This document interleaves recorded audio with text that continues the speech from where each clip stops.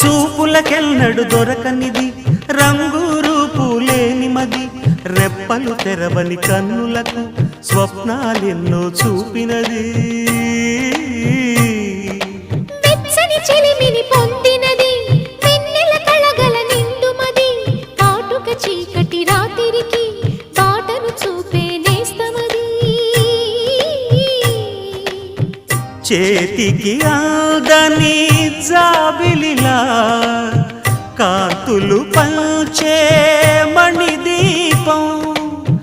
కొమ్మల చాటున కోయిలలా కాలం నిలిపే అను